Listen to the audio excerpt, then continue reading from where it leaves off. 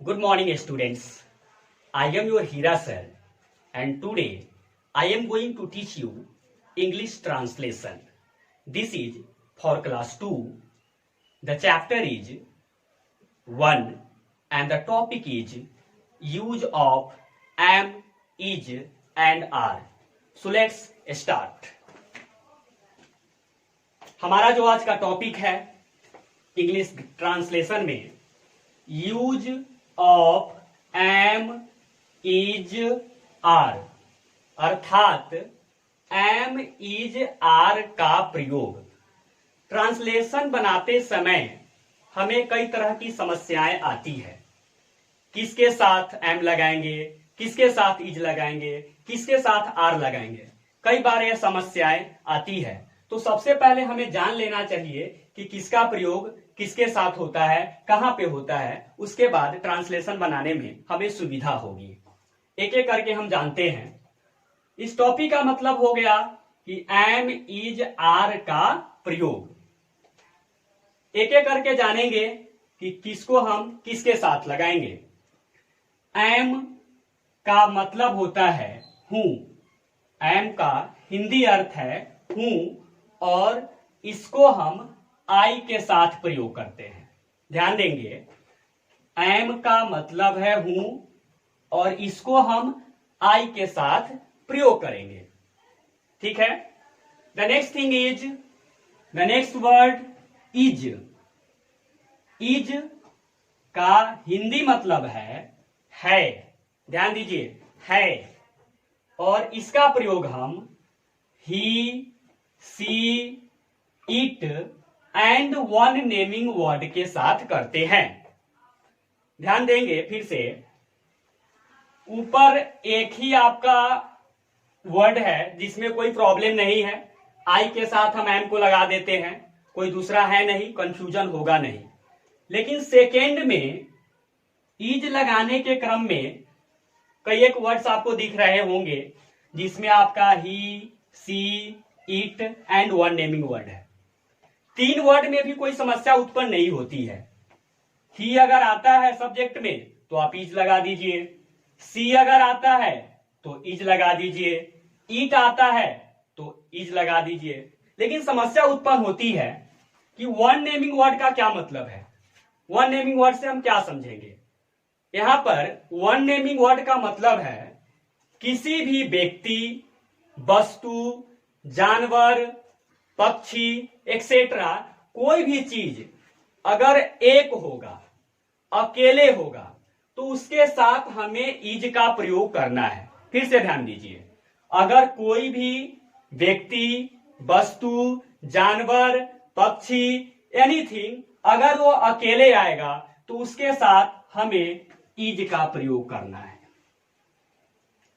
Next word is are. अब हम बात करेंगे कि आर का प्रयोग किसके साथ करेंगे।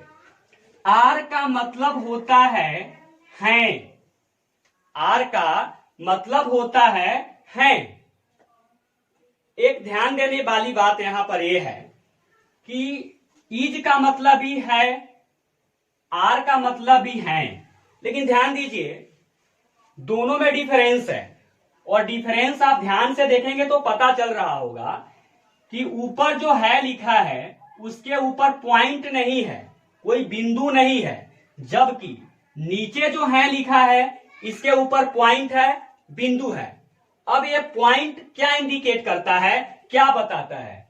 तो यह पॉइंट बताता है कि यह प्लूरल है, एक से ज्यादा के लिए है, बहुवचन में है। जबकि इसमें पॉइंट नहीं है तो यह बताता है कि यह अकेले है, सिंगुलर है। It means the difference between both is कि ये सिंगुलर है और ये प्लूरल है। ये एक के साथ लगता है और ये एक से ज्यादा के साथ लगता है। So come on with this topic, this word R. R का मतलब हो गया है और इसका प्रयोग हम किसके किसके साथ करेंगे। तो इसका प्रयोग हम करेंगे वी के साथ, यू के साथ, दे के साथ and more than one naming word के साथ। वी में तो कोई प्रॉब्लम नहीं है, वी के साथ हम आर लगा देंगे। यू, सिंगुलर और प्लूरल दोनों में होता है। तो ध्यान देंगे, यू सिंगुलर में हो या प्लूरल में हो, दोनों में हम यू का प्रयोग करते हैं और दोनों में यू के साथ आर ही लगाया जाता है। यू सिंगुलर में हो या प्लूरल में हो, दोनों ही स्थिति में हम आर का प्रयोग करते हैं। The next word is they. They अगर आता है सब्जेक्ट के रूप में तो उसमें भी हम आर का प्रयोग करेंगे। और नेक्स्ट जो आपका बच गया, मोर देन वन नेमिंग वर्ड, इसमें थोड़ी सी स्टूडेंट्स को समस्या आ सकती है कि मोर देन वन नेमिंग वर्ड का क्या मतलब है। मोर का मतलब हो गया ज्यादा, देन वन नेमिंग वर्ड मतलब एक से ज्यादा। ध्यान दीजिए, इससे पहले आपको हम बताए थे one naming word. One naming word में मैंने आपको बताया था कि किसी भी व्यक्ति, जानवर, पक्षी एक्सेट्रा कोई भी अगर एक होता है तो उसमें हम इज लगाते हैं। तो ठीक इसका विपरीत, इसका अपोजिट, किसी भी व्यक्ति, जानवर, वस्तु, कुछ भी अगर एक से ज्यादा होता है तो उसमें हम आर का प्रयोग करते हैं। अर्थात कोई व्यक्ति, एक से अधिक व्यक्ति हो तो उसमें हम आर लगाएंगे, एक से अधिक जानवर हो उसमें हम आर लगाएंगे, एक से अधिक पक्षी हो उसमें हम आर का प्रयोग करेंगे। एक बार फिर से मैं आपको ये सारा वर्ड्स क्लियर कर देता हूं कि अभी मैं बताया हूं use of am, is and are, अर्थात एम, इज, आर का प्रयोग हमें कहां करना है।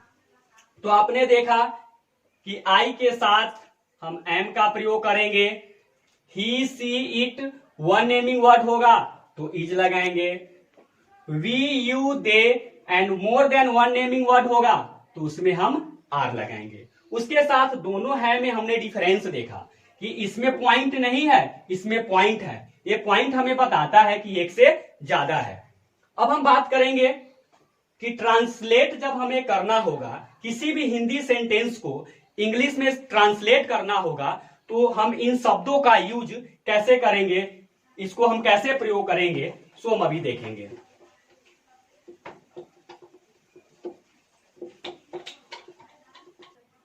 अब हम हिंदी सेंटेंस के माध्यम से इसको समझते हैं कि अगर हिंदी सेंटेंस हो उसे ट्रांसलेट करना हो और उसमें एम, इज, आर का प्रयोग करना हो तो हम कैसे करेंगे। So let's start and see on the white board. First example लेते हैं, ट्रांसलेट इनटू इंग्लिश। इंग्लिश में इसको ट्रांसलेट करना है। जैसे हम एक एग्जांपल लेते हैं, मैं राम हूं। ये हमारे सामने एक सेंटेंस है, मैं राम हूं, और इसे हमें इंग्लिश में ट्रांसलेट करना है। हम कैसे पता करेंगे कि इस सेंटेंस में हमें एम लगाना है, इज लगाना है, आर लगाना है। किसी भी हिंदी सेंटेंस को इंग्लिश में ट्रांसलेट करने के लिए सबसे पहले हमें उसके सब्जेक्ट की जरूरत पड़ती है। उसमें हमें ढूंढना पड़ता है, जानना पड़ता है कि उस सेंटेंस में सब्जेक्ट क्या है, सब्जेक्ट कौन है। सब्जेक्ट पता करने का सबसे आसान तरीका है जो मैं आपको बता रहा हूं। राम हूं, कौन हूं राम? मैं राम हूं। राम हूं, कौन हूं राम? मैं हूं। अर्थात अगर इसे हम हटा देते हैं राम हूं, उसके अलावा जो शब्द बच जाता है यही आपका सब्जेक्ट है। इस तरह से हम फाइंड आउट कर लिए कि मैं आपका सब्जेक्ट है। मैं क्या है? सब्जेक्ट है। अब हम क्या करेंगे, सबसे पहले मैं की अंग्रेजी लिखेंगे। मैं की इंग्लिश क्या होती है? आई। क्या होगा? आई। अब थोड़ी देर पहले मैंने आपको बताया कि आई के साथ हमें क्या लगाना है। तो आपको याद होगा कि एक वर्ड था जो सिर्फ आई के साथ ही लगता है और वो था आपका एम। तो आई के साथ आपको क्या लगाना है? एम लगाना है। शुरू शुरू में जब आप ट्रांसलेशन बना रहे हो तो आपको एक बात ध्यान देना चाहिए कि जिस हिंदी शब्द का इंग्लिश आप लिख लेते हो उसको सर्कल कर दीजिए। सर्कल करने से यह सुविधा होती है कि आपको पता चल जाता है कि ये इतना शब्द मेरा खत्म हो गया, अब जो शब्द बचा है उसी की अंग्रेजी हमें लिखना है। तो आई के साथ हमें एम लगाना है, तो हूं के लिए यहां पर हम लगा देते हैं एम। इस तरह से मैं खत्म हो गया और हूं भी खत्म हो गया। अब बच गया आपका राम। अब सिर्फ लिख दीजिए राम का अंग्रेजी RAM, राम। इस तरह से इसका इंग्लिश ट्रांसलेशन हुआ I am राम। एक बात ध्यान दीजिएगा कि जब यहां पर हमने आई लिखा है तो एक कैपिटल है, राम जब हमने लिखा तो राम का फर्स्ट लेटर भी कैपिटल है। आखिर ऐसा क्यों? दो बातें इसमें है। जब किसी सेंटेंस की शुरुआत होती है तो उसका फर्स्ट लेटर कैपिटल होता है, जो कि मैं आप लोगों को पढ़ा चुका हूं। दूसरी बात है कि अगर सेंटेंस की शुरुआत होती है तो हम उसको कैपिटल करते हैं, फर्स्ट लेटर कैपिटल होता है, तो आई को हमने कैपिटल लिख दिया। लेकिन यहाँ पे जो राम लिखा हुआ है तो राम में तो सेंटेंस शुरुआत नहीं हो रहा है, तो सेंटेंस के एंड में आ रहा है, लास्ट में आ रहा है, तो फिर हम इसको कैपिटल क्यों किए हैं? क्योंकि राम किसी व्यक्ति का नाम है, प्रॉपर नाउन है। अर्थात जब किसी भी चीज का नाम हो, दुनिया का कोई भी चीज हो, कोई भी चीज का नाम हो, चाहे वो व्यक्ति का नाम हो, वस्तु का नाम हो, जानवर का नाम हो, किसी भी चीज का नाम हो, तो सेंटेंस के शुरू में आए, बीच में आए या लास्ट में आए, उसका फर्स्ट लेटर कैपिटल ही होता है। और जब भी सेंटेंस की समाप्ति होती है तो उसमें कोई ना कोई साइन होता है, फुल स्टॉप, क्वेश्चन मार्क। ये अफर्मेटिव सेंटेंस है, इसीलिए यहाँ पे फुल स्टॉप आया है। जब हम लोग सेंटेंस पढ़ेंगे तब मैं आपको बताऊंगा कि कितने तरह का सेंटेंस होता है, कहां पे कौन सा साइन होता है। एक दूसरा एग्जाम्पल हम लेते हैं।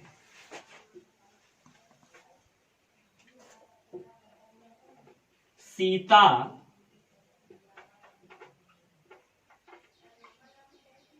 सुंदर है। एक सेंटेंस, हम दूसरा सेंटेंस हमारे सामने बोर्ड पे है, इसे हमें इंग्लिश में ट्रांसलेट करना है। सीता सुंदर है, इसको हम कैसे ट्रांसलेट करेंगे?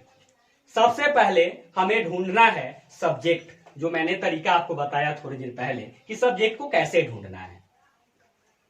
सुंदर है, कौन है सुंदर? सीता। सुंदर है, कौन सुंदर है? सीता सुंदर है। अर्थात सीता इसमें सब्जेक्ट हो गया। तो सबसे पहले आप सीता की अंग्रेजी लिख दीजिए SITA, सीता। हमने लिख दिया। इसके बाद अब हमको सोचना है कि सीता के साथ क्या लगेगा। तीन वर्ड जो हमने आज पढ़ा है, एम, इज, आर, इस तीनों शब्द में से सीता के साथ क्या लगाना है। तो फिर से थोड़ा सा आपको पीछे चलना होगा और याद करना होगा कि सीता किस कॉलम में था, सीता के साथ क्या लगाना है। आई तो है नहीं, ही, सी, इट भी नहीं है। उसके बाद हमने देखा था वन नेमिंग वर्ड। तो वन नेमिंग वर्ड को याद कीजिए, मैंने बताया था कि किसी भी व्यक्ति, वस्तु, जानवर, पक्षी का एक नाम। तो आप देखिए यहां पे सीता किसी एक लड़की का नाम है। एक व्यक्ति का नाम हो गया, एक लड़की का नाम हो गया, तो इसके साथ हमें लगाना है इज। तो सीता इज।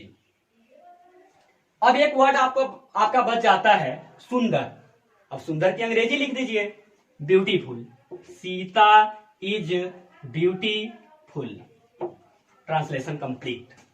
लेकिन एक बात, एक डाउट आपके दिमाग में आ सकता है कि सर, ऊपर के सेंटेंस में जब आपने लास्ट में राम लिखा है तो उसका फर्स्ट लेटर कैपिटल था, लेकिन नीचे के सेंटेंस में लास्ट में ब्यूटीफुल आया है, लेकिन इसका तो फर्स्ट लेटर कैपिटल है नहीं। तो मैं आपको बता दूं कि मैंने आपको बताया है कि किसी भी व्यक्ति, वस्तु, जानवर का नाम होगा तब हम उसका फर्स्ट लेटर कैपिटल लिखेंगे, कहीं भी आएगा। लेकिन ब्यूटीफुल ना तो किसी व्यक्ति का नाम है, न किसी वस्तु का नाम है, न किसी जानवर का नाम है, ना ही किसी पक्षी का नाम है। इसलिए वो लास्ट में आए या कहीं पर भी आए तो इसका फर्स्ट लेटर स्मॉल ही रहेगा।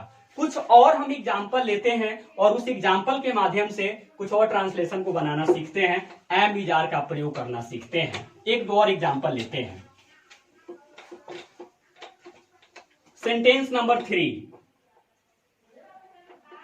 वे लोग चालाक हैं। वे लोग चालाक हैं। सबसे पहले फिर से वही करना है, सब्जेक्ट को ढूंढना है। सब्जेक्ट इसमें क्या है तो उसी तरह से ढूंढेंगे। चालाक हैं, कौन है चालाक? वे लोग। चालाक हैं, कौन है चालाक? वे लोग। तो इस तरह से वे लोग आपका सब्जेक्ट हो गया। तो वे लोग की अंग्रेजी लिख दीजिए। वे लोग की अंग्रेजी होती है दे। अब हम क्या करेंगे, दे के साथ हमें ढूंढना है कि हम क्या लगाएंगे। एम लगाए, इज लगाए, आर लगाए। तो अभी थोड़ी देर पहले आप लोगों ने पढ़ा कि दे के साथ हमें आर लगाना है। तो दे के साथ आप आर लगा दीजिए, उसको सर्कल कर दीजिए ताकि आपको याद रहे इस शब्द की अंग्रेजी हमने लिख दिया है। तो दे के साथ आप लगा दीजिए आर। अब बच गया आपका चालाक, तो चालाक की अंग्रेजी लिख दीजिए क्लेवर। दे आर क्लेवर, अर्थात वे लोग चालाक हैं। एक और सेंटेंस लेते हैं। मोहन और सोहन मेहनती हैं। मोहन और सोहन मेहनती हैं। ध्यान देंगे, सबसे पहले फिर वही काम करना है, आपको सब्जेक्ट को ढूंढना है। मोहन और सोहन मेहनती हैं। कौन है मेहनती? मेहनती हैं। कौन है मेहनती? मोहन और सोहन, अर्थात मोहन और सोहन इस सेंटेंस का सब्जेक्ट हो गया। तो सबसे पहले हमें इसकी अंग्रेजी लिखनी है और याद रखना है कि नाम कहीं भी आएगा तो उसका फर्स्ट लेटर कैपिटल होगा। तो लिख देता हूं मैं, मोहन एंड सोहन। अब मोहन और सोहन की अंग्रेजी तो हमने लिख दिया। अब इसके साथ लगाएंगे क्या? तो थोड़ी देर पहले मैंने आपको बताया कि जब मोर देन वन नेमिंग वर्ड रहता है, अर्थात एक से ज्यादा नाम रहेगा, एक से अधिक व्यक्ति होंगे, तो उसके साथ आपको आर का प्रयोग करना है। तो यहां पर लगा दीजिए are. Mohan and Sohan are. अब बच गया एक शब्द मेहनती। तो मेहनती की अंग्रेजी लिख दीजिए लेबोरियस। इस तरह से आपका ट्रांसलेशन कंप्लीट हो गया। अब हम और नेक्स्ट क्लास में देखेंगे, एम इज आर का ही यूज देखेंगे और सारा एग्जाम्पल लेंगे। और आपको कोई कंफ्यूजन होगी तो आप पूछ सकते हैं।